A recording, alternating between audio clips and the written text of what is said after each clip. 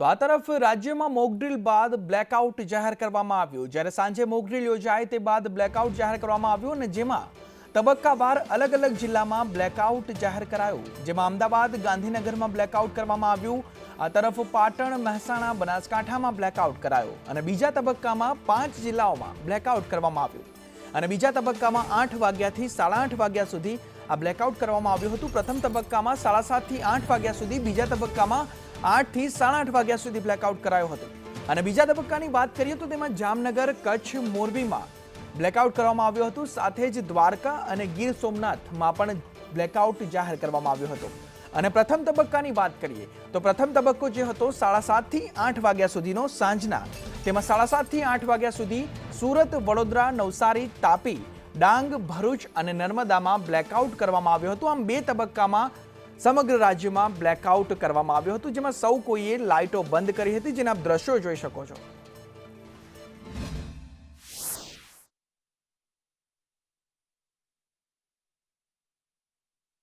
पहलगाम आतंकी हुमलाનો બદલો લેવા માટે ભારતે ઓપરેશન સિંદૂર યોજ્યું છે અને ઓપરેશન સિંદૂરના ભાગરૂપે પાકિસ્તાનમાં ઘૂસીને એર સ્ટ્રાઇક કરવામાં આવી છે, જ્યાં 9 આતંકીઓના જે ઠેકાણા હતા ત્યાં આગળ એર સ્ટ્રાઇક કરીને આતંકીઓનો ખાત્મો બોલાવવામાં આવ્યો છે। જોકે પાકિસ્તાન હવે વળતો પ્રહાર કરે તે માટે તૈયારીઓના ભાગરૂપે મોકડ્રીલ યોજવામાં આવી છે અને મોકડ્રીલના ભાગરૂપે બ્લેકઆઉટ કરવા માટેની લોકોને સૂચન કરવામાં આવ્યું છે। લોકોને સ્વૈચ્છિક પોતાના ઘરની લાઇટો બંધ રાખવા માટેનું સૂચન સરકાર દ્વારા કરવામાં આવ્યું છે, જેના ભાગરૂપે પૂર્વ અમદાવાદ अलग अलग विस्तारों में लाइटों लोगों बंद राखी है, जेथी करीने ब्लेकआउट माटेनी जे सूचना आपवामां आवी छे, जे प्रिपेरेशनना भागरूपे आपवामां आवी छे, त्यानुं लोको पालन करी रह्या छे। महत्वनुं छे के ज्यारे पण युद्धनी स्थिति बनती होय छे त्यारे लाइट ज्यां सळगती होय छे त्यां आगळ हुमला थता होय छे अने आवी परिस्थितिमां हुमला न थाय तेना माटे लोकोने ब्लेकआउट करवा माटेनुं एक सूचन करवामां आव्युं हतुं। कैमरा पर्सन कुंतल मेहता साथे प्रतीक जाधव, संदेश न्यूज, अमदावाद। अमदावाद सहित गुजरातभરના अलग अलग જિલ્લાઓમાં આજે બ્લેકઆઉટ કરવામાં આવ્યું છે। બ્લેકઆઉટ જે છે તે યુદ્ધ પહેલાની રણનીતિ જ્યારે નક્કી થતી હોય છે અને યુદ્ધ સમયે કઈ રીતે આપણે દુશ્મન દેશથી બચાવ કરવો તેના માટેનું એક પ્રકારનું આયોજન હોય છે કે બ્લેકઆઉટ કરવાથી દુશ્મન દેશને આપણી વસ્તી ક્યાં રહી રહી છે, ક્યાં રહેણાંક છે, ક્યાં આગળ મોટી વસ્તી છે એ ખબર ના પડે તેના માટે બ્લેકઆઉટ કરવામાં આવતું હોય છે। બ્લેકઆઉટ એટલે કે રાત્રિના સમયે લાઇટને બંધ કરવામાં આવતી હોય છે અને તે પ્રકારનું એક આયોજન અને પ્રકારની એક કહી શકાય કે આખી પ્રક્રિયા જે હતી તે અત્યારે કરવામાં આવી હતી। અમદાવાદની અંદર જે આ પ્રક્રિયા કરવામાં આવી છે ત્યારબાદ અમદાવાદ ઉપરાંત ગુજરાતના અલગ અલગ જિલ્લાઓની અંદર પણ બ્લેકઆઉટ કરવામાં આવ્યો હતો। સ્વયંભૂ લોકોએ લાઇટ પોતાના ઘરની બંધ રાખવાની હતી ને જેમાં ખૂબ જ સારો પ્રતિસાદ મળી રહ્યો છે। કેમેરામેન મુકેશ પરીખ સાથે જયંતિ ચૌધરી, સંદેશ ન્યૂઝ, અમદાવાદ। તો મોકડ્રીલ યોજ્યા બાદ જે બ્લેકઆઉટ કરવામાં આવ્યું હતું તેમાં તબક્કાવાર અલગ અલગ જિલ્લામાં બ્લેકઆઉટ કરવામાં આવ્યું હતું। બીજા તબક્કામાં 5 જિલ્લાઓમાં બ્લેકઆઉટ, જેમાં 8 વાગ્યાથી 8:30 વાગ્યા સુધી, બીજા તબક્કામાં જામનગર, કચ્છ, મોરબી, દ્વારકા અને ગીર સોમનાથ જિલ્લામાં બ્લેકઆઉટ જાહેર કરાયું હતું।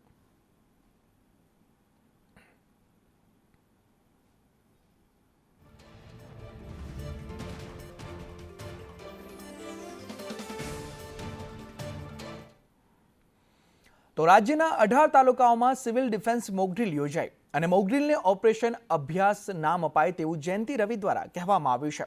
વધુમાં કહ્યું કે 7 અલગ અલગ પ્રકારનો અભ્યાસ કરાયો।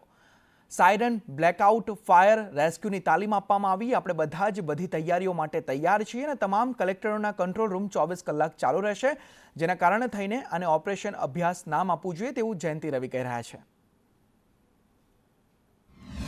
બધા જિલ્લાઓમાં કુલ 7 પ્રકારની અલગ અલગ એક્સરસાઇઝ જે કરવાની હતી અને જિલ્લાઓમાં આ બધી પ્રકારની તમામ પ્રકારની એક્સરસાઇઝીસ કરવામાં આવી છે અલગ અલગ લોકેશન્સમાં। ખાસ કરીને બ્લેકઆઉટ પણ અમે બધા ડ્રોન્સના પિક્ચર્સ પણ જોયા। બધા જિલ્લાઓમાં મ્યુનિસિપલ કોર્પોરેશન્સ વિસ્તારમાં બધાએ સરસ રીતે કર્યું। બધા કલેક્ટરો સાથે પણ હમણાં જ અમે સૂચનાઓ પણ આપી છે કે 24 કલાક એમની જે કંટ્રોલ રૂમ્સ છે ચાલુ રહેશે। આપણે બધી રીતે સજાગ અને સાવચેત હાલતમાં રહેવાનું છે। આપણે 18 જિલ્લા જે નક્કી કરવામાં આવેલા એમાં 33 પ્રકારની વિવિધ સિમ્યુલેશન એક્સરસાઇઝ કરવામાં આવેલી અને એમાં 13,000 કરતાં વધારે સરકારી કર્મચારી અને 9,500 કરતાં વધારે સિવિલ ડિફેન્સના વોલેન્ટિયર્સ એ બધાને ભાગ લીધા અને સફળતાપૂર્વક અલગ અલગ જગ્યાએ पे એને જે ઓપરેશન કર્યા છે એને ફીડબેક અને રિપોર્ટિંગ પ્રાથમિક તો થઈ ગઈ છે અને આવતીકાલે અમે એની ડિટેલ રિપોર્ટિંગમાં શું એમાં પ્રોગ્રેસ થઈ, કેવી પ્રકારના એના ફીડબેક મળ્યા, એ બધું લેવાના છે. તો સ્ટેટ ઇમરજન્સી ઓપરેશન સેન્ટરમાં આ મોક ડ્રીલની સમીક્ષા કરવામાં આવી. પ્રથમ તબક્કામાં 7 જિલ્લાના બ્લેકઆઉટની સમીક્ષા કરવામાં આવી. જિલ્લા વહીવટીતંત્ર પાસેથી વિગતો મેળવવામાં આવી છે. સિવિલ ડિફેન્સના ડીજીપી મનોજ અગ્રવાલ ત્યાં ઉપસ્થિત રહ્યા. મહેસૂલ વિભાગના અધિક મુખ્ય સચિવ જયંતિ રવિ ત્યાં હાજર રહ્યા અને રાહત કમિશનર આલોક પાંડે સહિત અધિકારીઓ ત્યાં હાજર રહ્યા. રાત્રે 8:30 કલાકે કંટ્રોલ રૂમમાં પણ બ્લેકઆઉટ કરવામાં આવ્યું હતું.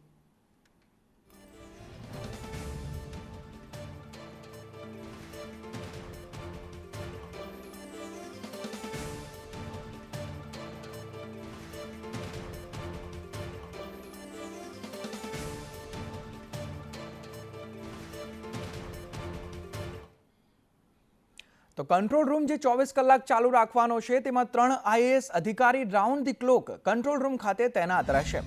આઈએએસ અધિકારી અજય પ્રકાશ, સુજલ મયાત્રા તેઓ તૈનાત રહેશે અને આઈએએસ અધિકારી કેડી લાખાણી પણ રાઉન્ડ ધી ક્લોક તૈનાત રહેવાના છે. એટલે કે 24 કલાક ત્રણેય અધિકારીઓ રાઉન્ડ ધી ક્લોક ફરજ પર રહેશે. સ્ટેટ ઇમરજન્સી ઓપરેશન સેન્ટર ખાતે ફરજ પર ત્રણેય આઈએએસ અધિકારીઓ હાજર રહેશે.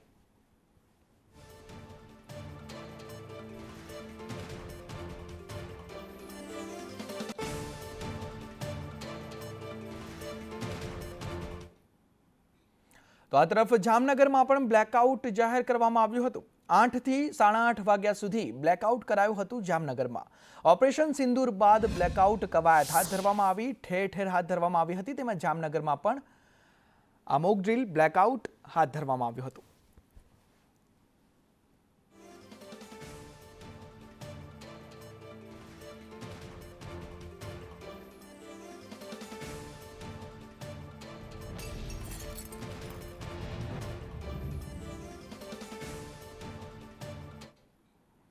તો ઓપરેશન અભ્યાસ અંતર્ગત રાજપીપળા નગરપાલિકા વિસ્તારમાં મોક ડ્રીલ કરવામાં આવી. રાજપીપળા સહિત નર્મદા જિલ્લો બ્લેકઆઉટ ઝોન બની ગયો. 7:30 થી 8 એવી રીતે અડધો કલાક સુધી લાઇટો સજ્જડ બંધ જોવા મળી. વેપારીઓએ 7 વાગ્યાની દુકાનો બંધ કરી દીધી હતી અને લોકોએ સરકારને સમર્થન આપ્યું છે અને બ્લેકઆઉટમાં પૂરેપૂરું લોકોનું સમર્થન પણ જોવા મળી રહ્યું છે.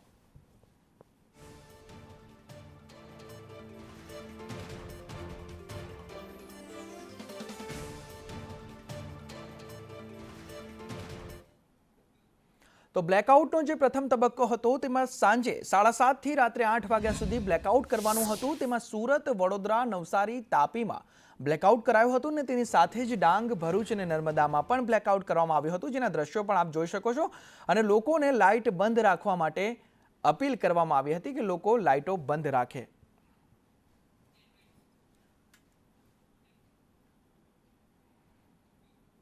તો સાંજે 8:30 થી રાત્રે 8 વાગ્યા સુધી બ્લેકઆઉટમાં સુરત, વડોદરા, નવસારી, તાપી, ડાંગ, ભરૂચ અને નર્મદામાં બ્લેકઆઉટ કરવામાં આવ્યું.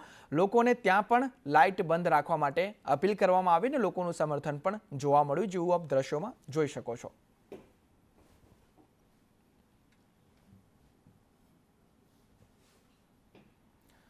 ત્યારે સુરતના આપ દ્રશ્યો જોઈ શકો છો. જ્યારે વાહન વ્યવહાર તો ચાલુ રાખવા માટે સરકારે નિવેદન આપ્યું હતું કે વાહન વ્યવહાર ચાલુ રહેશે, જેના કારણે વાહન વ્યવહાર ચાલુ છે, પણ લોકોએ લાઇટો બંધ રાખીને પોતાનું સમર્થન આપ્યું છે. આ બ્લેકઆઉટના દ્રશ્યો જોઈ શકો છો. આ પ્રથમ તબક્કામાં આ બ્લેકઆઉટ કરવામાં આવ્યું હતું સુરતમાં.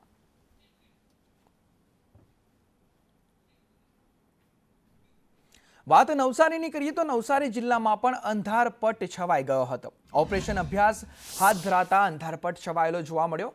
નવસારી શહેરના તમામ વિસ્તારોમાં અંધારપટ છવાયો હતો અને નવસારી જિલ્લાના મુખ્ય શહેરો સહિત 300થી વધુ ગામડામાં અંધારપટ છવાયો. ગ્રામજનોએ પણ સરકારને સમર્થન આપ્યું, બ્લેકઆઉટ કર્યું, જેમાં આ ગામડાઓમાં અંધારપટ છવાયેલો જોવા મળ્યો નવસારી જિલ્લામાં.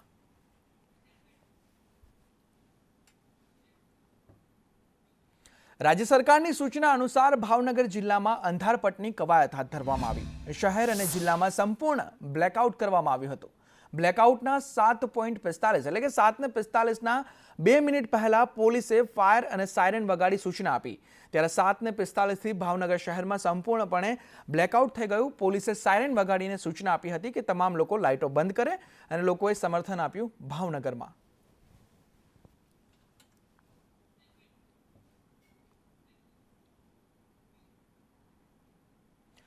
તો ઓપરેશન સિંદૂર બાદ માછીમારોને પણ સૂચના આપવામાં આવી છે, તેઓને પણ સાવચેત કરવામાં આવ્યા છે. માછીમારોને સાવચેતી રાખવા માટે સૂચના આપવામાં આવી છે. IMBL અને સંવેદનશીલ વિસ્તારમાં ન જવા આ સૂચના આપવામાં આવી છે. ઓળખપત્રો, આધાર પુરાવા સાથે રાખવા માટે પણ કહેવામાં આવ્યું છે અને શંકાસ્પદ ગતિવિધિ જણાય તો જાણ કરવા માટે પણ સૂચના આપવામાં આવી છે માછીમારોને.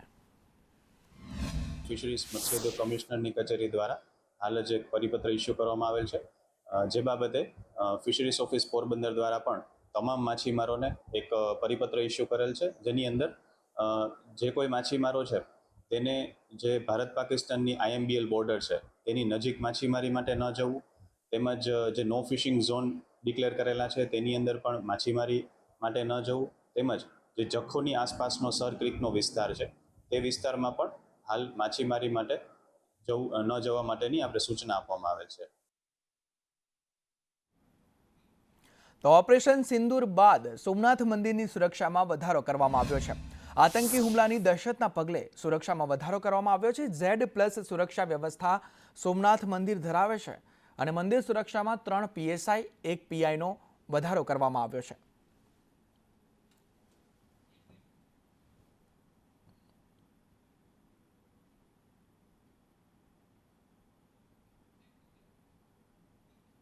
તો ઓપરેશન સિંદૂર બાદ તાપીમાં મોકડ્રીલનું આયોજન કરવામાં આવ્યું, જેમાં મોકડ્રીલની શરૂઆત સાયરન વગાડીને કરવામાં આવી હતી. આ દરમિયાન જિલ્લાના ઉચ્ચ અધિકારીઓએ સક્રિય ભાગ લીધો હતો. આરોગ્ય વિભાગની ટીમ પણ આ કવાયતમાં જોડાઈ હતી.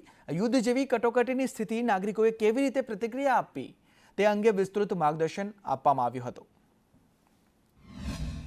તાપી જિલ્લા કલેક્ટર શ્રી નાઓના સુપરવિઝન હેઠળ અહીંયા KPS ટાઉનશીપ છે ત્યાં મોક ડ્રીલનું આયોજન કરવામાં આવેલ હતું. આ મોક ડ્રીલમાં પોલીસ વિભાગ તથા મામલતદાર શ્રી વ્યારા તથા RTO તથા ફાયર વિભાગ, મેડિકલની ટીમ અને સિવિલ ડિફેન્સના અધિકારીઓ હાજર રહ્યા હતા. આ ઉપરાંત ગામના સરપંચશ્રીઓ પણ ગામના લોકો સાથે હાજર રહ્યા હતા.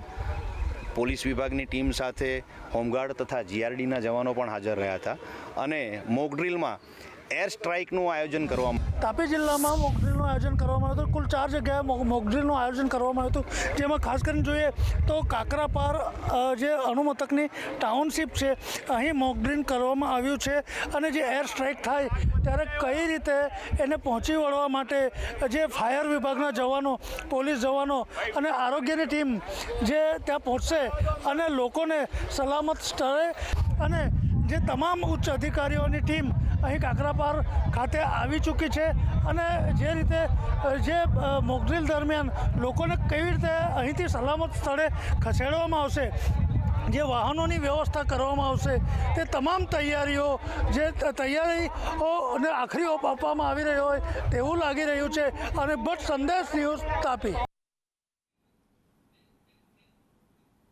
તો આ તરફ ડાંગ જિલ્લાના મુખ્ય મથક ખાતે રાષ્ટ્રીય સુરક્ષા વિભાગ દ્વારા મોકડ્રીલનું આયોજન કરવામાં આવ્યું હતું.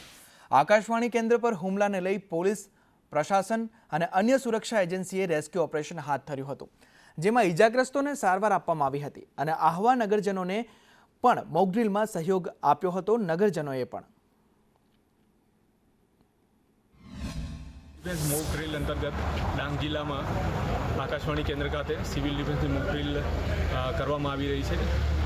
બપોરે 4 વાગ્યાથી લઈને 8:15 સુધી આ મોક ડ્રીલ ચાલુ રહેશે, જેમાં એર રેડ થાય તો એની સાયરન વખતે કરવાની આવતી ડ્રીલ, ત્યારબાદ કોઈ બિલ્ડિંગ પર હવાઈ હુમલો થાય તો એની ફાયરની ડ્રીલ, બિલ્ડિંગમાં ફસાયેલા લોકોને બચાવવાની ડ્રીલ, એમાં કોઈ કેઝ્યુઅલ્ટી થઈ તો ડેડ બોડીને હોસ્પિટલ પહોંચાડવાની ડ્રીલ, આવી અલગ અલગ ડ્રીલો, તે સાથે જ લોકોને કઈ રીતે બચાવની કામગીરી કરી શકાય તેની ડ્રીલ કરવામાં આવી છે. તો ઓપરેશન સિંદૂર બાદ દિલીપ સંઘાણીએ શંખ વગાડ્યો. ઇફકોના અધ્યક્ષ દિલીપ સંઘાણીની પ્રતિક્રિયા સામે આવી છે. તેઓએ કહ્યું કે મને ગઈકાલથી એવું લાગતું હતું કે કંઈક મોટું થવાનું છે. મને મોદીજીમાં પૂરો વિશ્વાસ છે. પહેલગામ માટે, ભારતના બદલા માટે शंख वगाड़ो दिलीप संघाणी। पहलगाम में हुए आतंकवादी हमले के बाद भारत की तरफ से पाकिस्तान में जबरदस्त एयर स्ट्राइक की गई है। इसको लेकर के पूरे देश भर में जश्न का माहौल है। काल राते જ્યારે અમે બેઠા હતા મિત્રો સાથે 11 વાગે અંદરથી થયું કે આજ રાત કાતિલની છે અને આજ રાતે જ થવું જોઈએ, એટલે મેં મારા રૂમમાંથી શંખ વગાવીને વગાડ્યું ટ્વીટ કરવાનું વિચારતો હતો, કીધું જ્યાં સુધી ન થાય ટ્વીટ કરું વ્યાજબી નહીં, એટલે ખાલી શંખનાદ કરું છું વિજય શબ્દ લખીને, ભારતના વિજય સાથેનો એ લખીને મેં વોટ્સએપમાં રવાના કર્યું. 4:45 વાગે સવારે ઉઠીને જોયું તો એક સાથે 9 જગ્યાએ હુમલાના સમાચાર વાંચ્યા પછી એમાં એટલો તલ્લીન થઈ ગયો જોવામાં. 5:45-6ની આજુબાજુ મારો વિડીયો યાદ આવ્યો, એ લઈને મેં ટ્વીટ કર્યું અને સૈનિકોને ખૂબ ખૂબ અભિનંદન આપ્યા. સેના ત્રણેય પાંખની આપણી જે રીતે સંકલન કરીને કામ કર્યું છે એ માટે સેનાઓને અભિનંદન સાથે વંદન. दिल्ली से कैमरामैन रोहित त्रिपाठी के साथ मैं अजय यादव, संदेश न्यूज. તો દ્વારકા ધામના શારદા પીઠાધીશ્વર શંકરાચાર્યએ ઓપરેશન સિંદૂર પર નિવેદન આપ્યું છે. ત્યારે સ્વામી સદાનંદ સરસ્વતી મહારાજે ભારતીય સેના અને ભારત સરકારની કામગીરીના વખાણ કર્યા. તેમણે જણાવ્યું કે ઓપરેશન સિંદૂરના વખાણ કરતા જણાવ્યું કે આજે વિપક્ષ અને તમામ નાગરિકોએ ભારત સરકારની અને વિશેષ કરીને આપણા શૂરવીર જવાનોની સાથે દ્રઢતાથી ઊભા છે. આ કાર્યવાહી માટે અમે સરકારનો આભાર માનીએ છીએ. सेना का यह कदम अत्यंत सराहनीय है. पूरा भारत देश हमारी सेना के साथ है. सारी राजनीतिक पार्टियां भारत सरकार के साथ में हैं.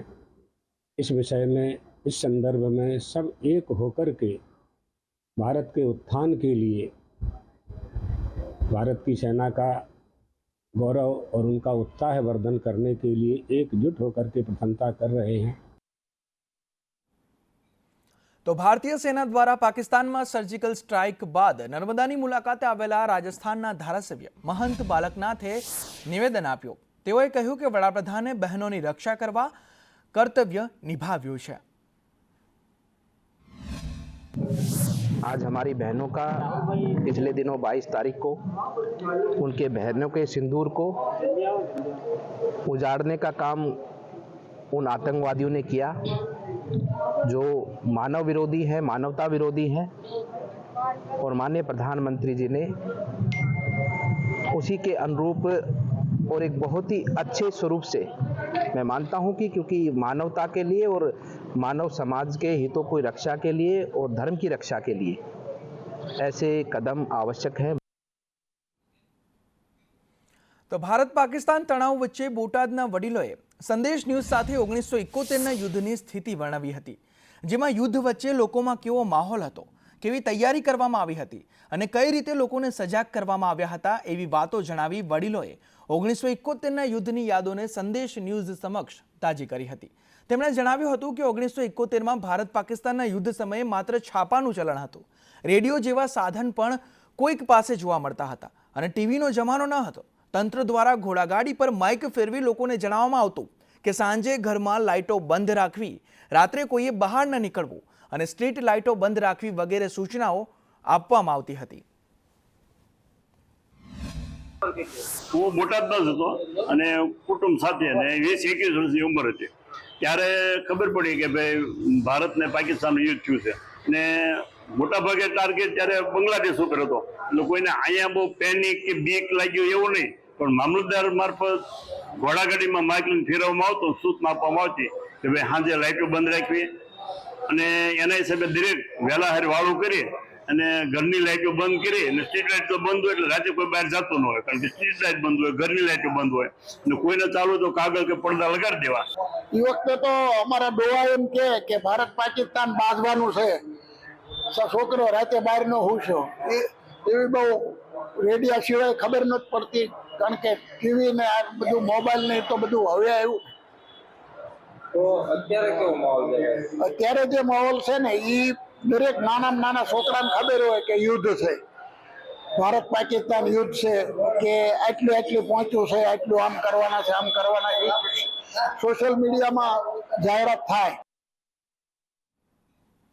કચ્છ જિલ્લામાં કમોસમી વરસાદ ખાબક્યો. મુન્દ્રા, માંડવી, દુધઈ, રાપરમાં વરસાદ વરસ્યો છે. ભુજમાં રસ્તાઓ પર પાણી ફરી વળ્યા છે અને સતત 3 દિવસથી આ કમોસમી વરસાદ વરસી રહ્યો છે. ત્યારે કચ્છ જિલ્લાના આપ દ્રશ્યો જોઈ શકો છો કે વાતાવરણમાં પલટો આવ્યો છે.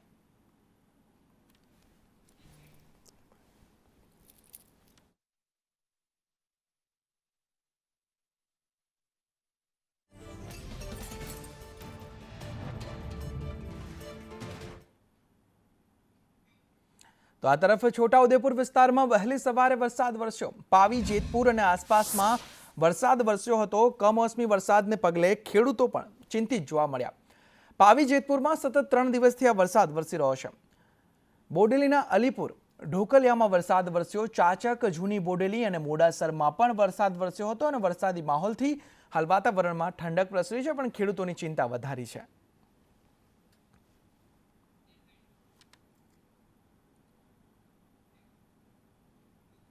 તો આ તરફ અમરેલી શહેર અને ગ્રામ્યમાં કમોસમી વરસાદ ખાબક્યો. સાવરકુંડલા અને આસપાસના ગામમાં વરસાદ વરસ્યો છે. સાવરકુંડલાના બાજડા, રામગઢમાં વરસાદ વરસ્યો. વડા, જીંજુડા, ઘોબા અને તેના સહિતના જે આસપાસના ગામો છે ત્યાં પણ વરસાદે માંજા મૂકી છે.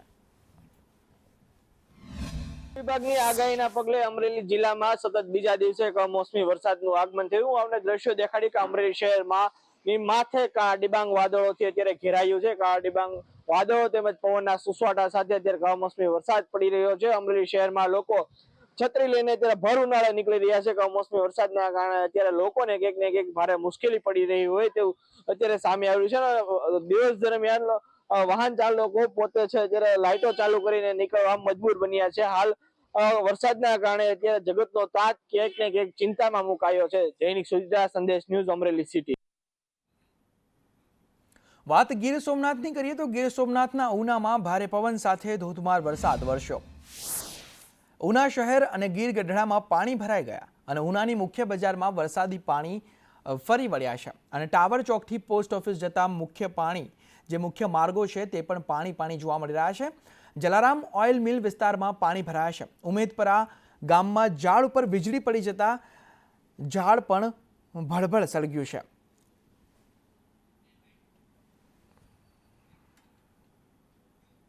વાત ભરૂચની કરીએ તો ભરૂચના જંબુસરમાં કમોસમી વરસાદ ખાબક્યો. એસટી ડેપો કમ્પાઉન્ડમાં વરસાદી પાણી ભરાયા. ડેપોમાં પાણી ભરાતા મુસાફરોને પણ ભારે હાલાકી વેઠવાનો વારો આવ્યો છે.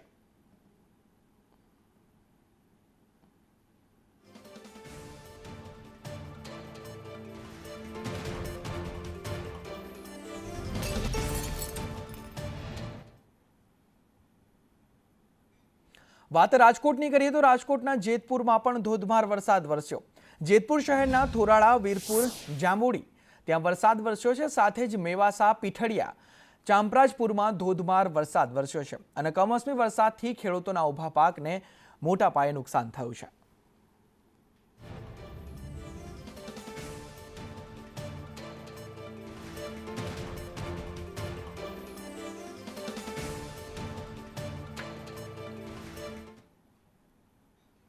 તો સાથે જ રાજકોટના ધોરાજીમાં પણ કમોસમી વરસાદ વરસ્યો છે. ભારે પવન સાથે ધોધમાર વરસાદે આગમન આપ્યું હતું, જેમાં ગેલેક્સી ચોક, રેલવે સ્ટેશન રોડ પર વરસાદ વરસ્યો હતો. કમોસમી વરસાદથી ખેડૂતોના પાકને નુકસાન થયું છે. મોટા પાયે ખેડૂતોને હાલાકી વેઠવાનો વારો આવ્યો છે ધોરાજીમાં.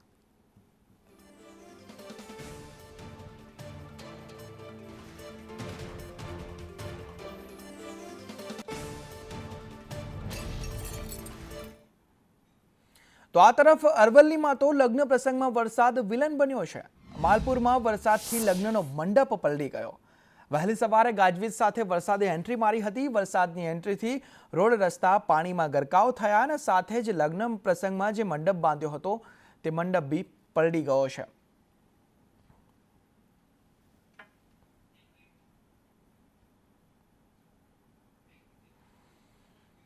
અમરેલીમાં ધોધમાર વરસાદથી ઠેર ઠેર વરસાદી પાણી ભરાયા. હડાણા, જૂના વાઘણિયામાં પાણી ભરાયા છે. વરસાદી પાણી ભરાતા લોકોને ભારે હાલાકી વેઠવાનો વારો આવ્યો છે.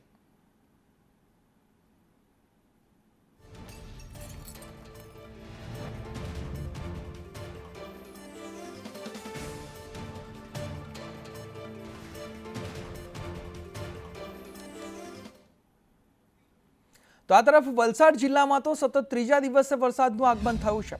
વરસાદના કારણે અનેક જગ્યાએ વૃક્ષ ધરાશાયી થયા છે. દરિયા કિનારાના જે વિસ્તારો છે તે વિસ્તારોમાં તોતિંગ વૃક્ષો ધરાશાયી થયા છે. તિથલ દરિયા કિનારે ચોપાટી પર જે સ્ટોલ છે તેની છત પણ ઉડી ગઈ છે.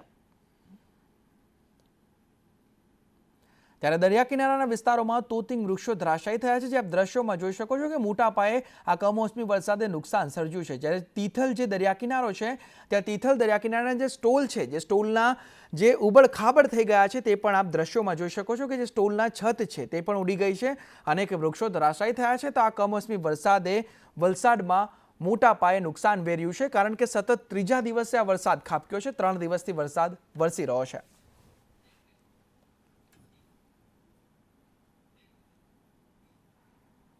તો વાત આગાહીની કરીએ તો રાજ્યમાં આજે અતિભારે વરસાદની આગાહી વ્યક્ત કરવામાં આવી હતી। એક સાથે 2 વરસાદી સિસ્ટમ સક્રિય થઈ હતી અને મધ્યપ્રદેશ તરફ સાયક્લોનિક સર્ક્યુલેશન સક્રિય થયું હતું। તો હવામાન વિભાગ દ્વારા આજે વરસાદની આગાહી વ્યક્ત કરવામાં આવી હતી અને વરસાદ ઠેર ઠેર વરસ્યો પણ હતો। राज्यों में आज अति भारी वृष्टि होने का पूर्वानुमान हम लोग दिए हैं। दीवान में हम वार्निंग के साथ रेड वार्निंग दिए हैं, जैसा कि हमारा सौराष्ट्र कच्छ में भावनगर अमरेली डिस्ट्रिक्ट को दिया गया है और गुजरात रीजन में अहमदाबाद आनंद और इधर साउथ में वलसाड एंड DNS को दिया गया है। जहाँ रेड वार्निंग दिया हुआ है आइसोलेटेड जगह में भावनगर अमरेली में तो एक्सट्रीमली हैवी रेनफॉल का वार्निंग है, और जो अहमदाबाद आनंद एंड जो साउथ में जो डिस्ट्रिक्ट दिया गया है इसमें वेरी हैवी रेनफॉल का वार्निंग दिया गया है। इसमें जो heavy to very heavy rainfall का आइसोलेटेड जगह में दिया गया है वो डिस्ट्रिक्ट जो है Rajkot, Botad, Ahmedabad, Anand, Valsad and DNH। And जो एक्सट्रीमली हैवी रेनफॉल का वार्निंग दिया गया है अमरेली, भावनगर, और हैवी रेनफॉल का वार्निंग दिया गया है सुरेंद्रनगर, जूनागढ़, गिर सोमनाथ, दीव, गांधीनगर, खेड़ा, बड़ौदा, नर्मदा, सूरत, तापी, नवसारी एंड दमन दादरा नगर हवेली। और जो डे 2 में हमारा इंटेंसिटी कम हो जाएगी। Heavy to very heavy rainfall isolated जगह में हम लोग दिए हुए हैं। अभी जो अहमदाबाद और आसपास का क्षेत्र है इसमें जो वार्निंग है इसमें रेन थंडरस्टॉर्म विथ लाइटनिंग रहेगा। તો રાજ્યમાં કમોસમી વરસાદે ખૂબ તારાજી સર્જી છે અને ખેડૂતોના પાકને પણ ખૂબ નુકસાન કર્યું છે। ત્યારે અમરેલીમાં ખેડૂતોના પાકને મોટા પાયે નુકસાન થયું છે। રાજ્યમાં ઠેર ઠેર તારાજી સર્જી હોય તેવા દ્રશ્યો પણ સામે આવ્યા છે। ડુંગળીનો પાક તૈયાર થયા બાદ ઢગલા કરાવી ગુણો ભરી લીધી છે। ત્યારે ખેડૂતોને લાખો રૂપિયાનું નુકસાન વેઠવાનો વારો આવ્યો છે। ત્યારે ખેડૂતો વળતર મળે તેવી આશા રાખી રહ્યા છે। મારે 10 વીઘાનું ડુંગળીનું અત્યારે હાલમાં વાવેતર છે તે ઢગલા પડ્યા છે। તે કમોસમી વરસાદને કારણે જો છે બધી પલ્લી ગઈ છે, એટલે લગભગ 5 લાખ રૂપિયાનું અત્યારે મારે નુકસાન। મારે 30-40 વીઘા જમીન છે। ગયા વર્ષે મેં 10 વીઘા ડુંગળી કરી હતી, આ વર્ષે 25 વીઘા ડુંગળી કરી। એટલે લગભગ છેલ્લા 2 દિવસથી કમોસમી વરસાદ થતા વાવાઝોડું પવન સાથે લગભગ 3 થી 4 ઇંચ જેટલો વરસાદ આવ્યો। એટલે તમામ પાકમાં મારે ડુંગળી હતી અને બાજરી હતી, એ તમામ પાક ફેલચો। અને તમે પાછળ જોઈ શકો છો એમ કે ડુંગળીના ઢગલા પણ પલળી ગયા, કોઈ પણ સંજોગોમાં હાથમાં આવે એમ નથી। એટલે સરકારને એટલી વિનંતી છે વહેલી તકે સર્વે કરીને સહાય આપે એવી અપેક્ષા છે ખેડૂતની। તો અમરેલી જિલ્લામાં કમોસમી વરસાદે પાકમાં નુકસાની વેરી છે। જિલ્લાના 37,000 હેક્ટરમાં વિવિધ પાકનું વાવેતર કરવામાં આવ્યું છે, જેમાં ડુંગળી, બાજરી, કેરી અને જુવાર સહિતના પાકનું વાવેતર કરાયું છે। છેલ્લા 2 દિવસથી કમોસમી વરસાદે પાકમાં દાટ વાળતા ખેડૂત માટે કહેર બની ગયો છે। તબક્કાવાર વાત કરીએ તો 500 હેક્ટરમાં ડુંગળીનું વાવેતર કરવામાં આવ્યું હતું, જેમાં 400 હેક્ટરમાં સફેદ ડુંગળીના પાકને નુકસાન થતા ખેડૂતોને રાતા પાણીએ રોવાનો વારો આવ્યો છે। 10,000 હેક્ટરમાં કેસર કેરીનું વાવેતર કરવામાં આવ્યું છે, જેમાં આશરે વાવાઝોડાએ 80% પાકને નિષ્ફળ બનાવ્યો છે। તો 201 હેક્ટરમાં બાજરીના પાકમાં પણ વરસાદે સોંથ વાળ્યો છે। અમરેલી જિલ્લાની અંદર સર્વત્ર વરસાદ થયો છે। કમોસમી વરસાદને કારણે, વાવાઝોડાને કારણે ખેતી પાકમાં વ્યાપક પ્રમાણમાં નુકસાન થયું છે। ખાસ કરીને ડુંગળી અને બાગાયતી પાકમાં આંબા અને બાજરી એને નુકસાન થયું છે। આપણી સાથે એક પ્રગતિશીલ ખેડૂત છે। સંદેશ ન્યૂઝમાં આપનું સ્વાગત છે। અમરેલી જિલ્લાની અંદર કેટલા હેક્ટરમાં વાવેતર છે, કયા કયા પાકમાં કેવું કેવું નુકસાન થયું છે, આખી વાત કરો ને। અમરેલી જિલ્લામાં 37,000 હેક્ટરમાં વાવેતર છે। બાજરી, ડુંગળી અને કેરી આંબાનો પાક. એની મારી પાસે 10,000 હેક્ટરમાં તો ખાલી બાગાયત ભાગ છે, બાગાયત વિભાગ, અને એમાં અઢળક નુકસાન થયું પુષ્કળ. અને ડુંગળી છે 5,000 થી 6,000 હેક્ટરમાં, એમાંય પણ એવું નુકસાન થયું. અને બાજરી છે લગભગ 4,000 થી 5,000 હેક્ટરમાં, એમાંય પણ એવું ભયંકર નુકસાન છે. એટલે લાંબુ ટૂંકું બધું નુકસાન છે. અને બીજા પાક નાના મોટા ઘણા છે, કોઈ બકાલા છે, બીજું ત્રીજું, એને પણ અઢળક નુકસાન થયું છે. મજૂર બચી જાય, ખેડૂત બચી જાય, અને બધાને સગવડતા થોડીક મળે તો માણસ નિર્ભય થઈ કે આવતી વાવણીમાં કાંઈ પણ ખેડૂતને કે બીજા મહેનત કરીને ક્યાંક પાક લેવો હોય તો કરી જ છે. હવે તો આમાં તો બધું બરબાદ થઈ ગયા. 12 મહિને એકવાર પાક આવે. તો બાગાયતી પાક તો વર્ષમાં એક જ વાર આવે છે, ત્યારે ડુંગળી અને બાજરીના પાકને પણ વ્યાપક પ્રમાણમાં નુકસાન થયું છે. મજૂરો, ખેડૂતો ખૂબ જ પરેશાન છે. ત્યારે સરકાર પાસે માંગણી કરી રહ્યા છે કે અમને ક્યાંક ને ક્યાંક સર્વે કરીને રાહત પેકેજ મળે. ત્યારે હવે જોવાનું એ રહે છે કે કમોસમી વરસાદના મારથી ખેડૂતને સરકાર કઈ રીતે બેઠો કરશે. સૂર્યકાંત ચૌહાણ, સંદેશ ન્યૂઝ, અમરેલી. તો વલસાડ જિલ્લામાં માવઠાના નુકસાનનો સર્વે કરવામાં આવશે. માવઠાથી જે નુકસાન થયું છે તેનો સર્વે કરવામાં આવશે. જિલ્લા કલેક્ટરે નુકસાનીનો સર્વે કરવા આદેશ આપ્યા છે. વરસાદથી કેરી અને જે પાક છે તેને મોટા પાયે નુકસાન થયું છે તેનો સર્વે કરવા આદેશ આપવામાં આવ્યો છે. અને સરકારમાં રિપોર્ટ થયા બાદ લોકોને વળતર ચૂકવવામાં આવશે. વલસાડ, ધરમપુર અને પારડીમાં વૃક્ષો પણ ધરાશાયી થવાની ઘટનાઓ બની છે. ધરમપુરમાં સૌથી વધારે પડ્યું છે, 54 mm જેટલું થયું છે અત્યારે. પછી વલસાડમાં 36 અને પારડીમાં 31. ટોટલ જિલ્લાના સરેરાશ વરસાદ અત્યાર સુધીનું 29 mm નું છે છેલ્લા 2 દિવસમાં. જો નુકસાન થયું છે આમાં ઘણા બધા વિસ્તારોમાંથી ખબર આવી છે કે કેરીની ફસલનું નુકસાન થયું છે. તો કેરીની ફસલનો સર્વે કરવા માટે ડીડીઓ સાહેબ સાથે વાત થઈ હતી અને એમનો સર્વે બાગાયત અધિકારી અને ખેતીવાડી અધિકારી મારફતે ચાલુ થઈ ગયો છે. અને અમે લોકો ટ્રાય કરીએ છીએ કે 2-3 દિવસમાં આ સર્વે કમ્પ્લીટ થઈ જાય પછી અમને સરકારને જાણકારી આપી દઈશ.